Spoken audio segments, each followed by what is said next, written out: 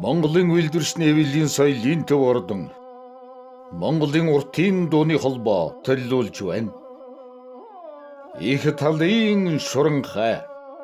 За юуны өмнө Монгол өв соёлоон дээдлэн дэлгэрүүлж бид бүхний уртын дууны тоглолтыг ивент тэтгэж санаачлан зохион байгуулж байгаа мөнх хоёр захиралтай Монголын үйлдвэрчний эвлэлийн соёлын төв ордныхон хамт олонд баярлсан талархснаа илэрхийлье.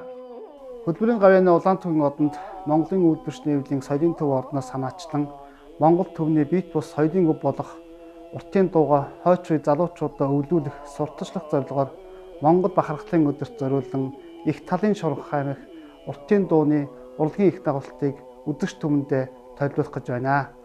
Эрхэм үзэгчид та бүхнийгээ Монгол сайхан уртын дугаараа бахархаж, нэгэн үдэш сайхан уртын дугаараа амьсгалж бид бүхний тоглолтыг хүрэлцэн ирж одоо хүлээн авна уу хэмээн хүсэж байна. Монголын үйлдвэрч нэвлийн соёлын төв ордон төлөвлөж байна. Их талын шуранхай. Монгол улсын тус ард тогтнол Монгол бахархлын өдөр зориулан ганцхан удаа тоглогдно.